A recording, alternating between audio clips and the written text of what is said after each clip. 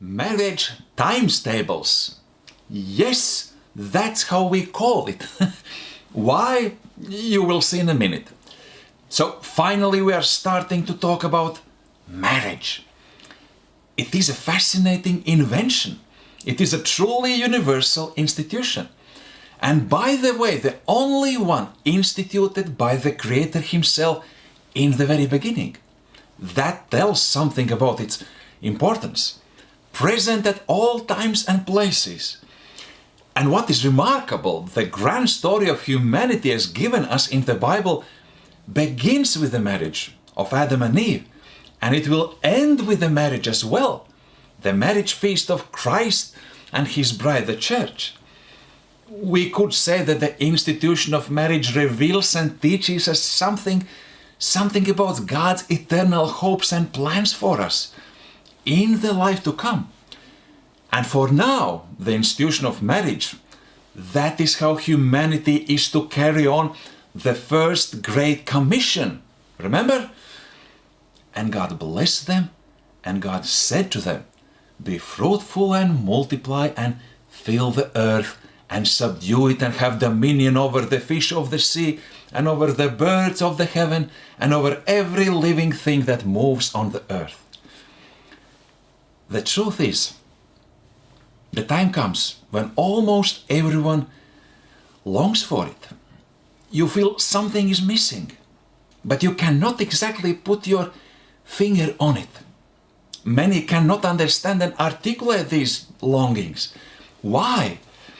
There are quite a few problems. For one, today our society to great extent has lost this understanding of what marriage is and how to live in it. Besides, it's not that often when you can see marriages where you look at them and you say, "Oh, wow, oh boy, I want what they have." But if we don't understand what we long for, if we cannot articulate it, how can we fulfill these longings? What should we do? How should we go about it? One option would be the method of trial and error. And many have stepped on that path, consciously or unconsciously. So let's try and see what works for me.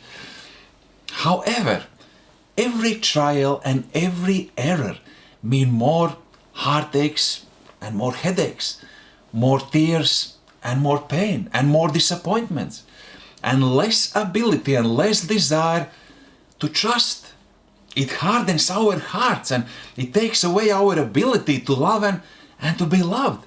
It makes us cynical. It makes our hearts callous.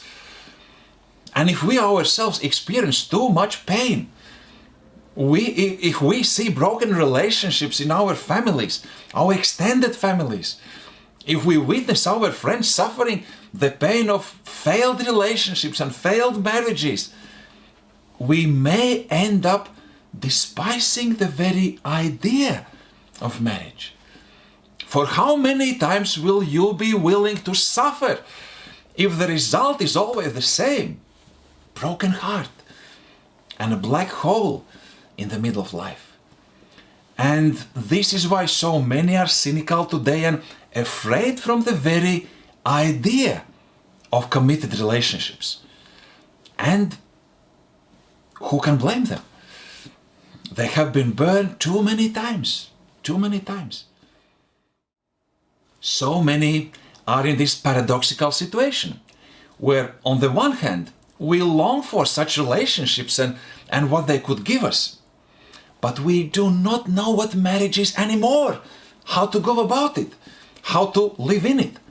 On the other hand, we may have this hyper high expectations of what it may or should give to us. Our spouse should be perfect, of course, in all ways, exact fulfillment of our dreams. Relationships should be perfect, feelings should be perfect, exciting and uplifting all the time, passion and affection just bubbling over. Love gives wings, doesn't it?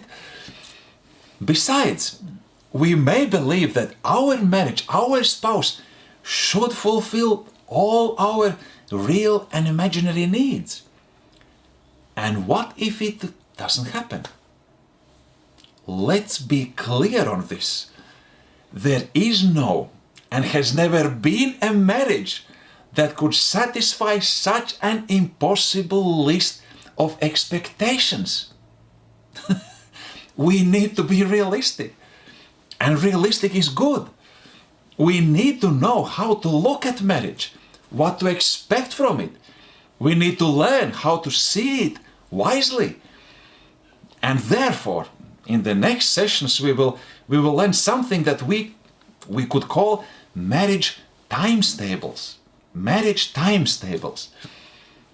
Doesn't sound too exciting, but they will give us exactly that. The basics and most fundamental formulas without which there is no excitement or cheerfulness in our relationships. Okay, what are these marriage times tables? Well, first, we will learn 3 principles how to think about marriage wisely. And we will also learn why to do it otherwise ultimately does not deliver. Then we will learn about 3 necessary elements. 3 necessary elements needed for every marriage to succeed. 3 elements that we could say constitute marriage. And that will be a really important one. Finally, we will learn about 3 purposes of marriage. 3 purposes of marriage. We need to know what the purposes of such lifelong adventures are. Otherwise, how could we fulfill them? And if we master these 3 times 3, if we know these marriage times tables, then we know a big part of what God's wise design for our relationships is. And then we are in a pretty good position to gain good control over our relationships. Then we have pretty high chances that our marriage will succeed and deliver what it is designed to deliver and what we all long for in our hearts.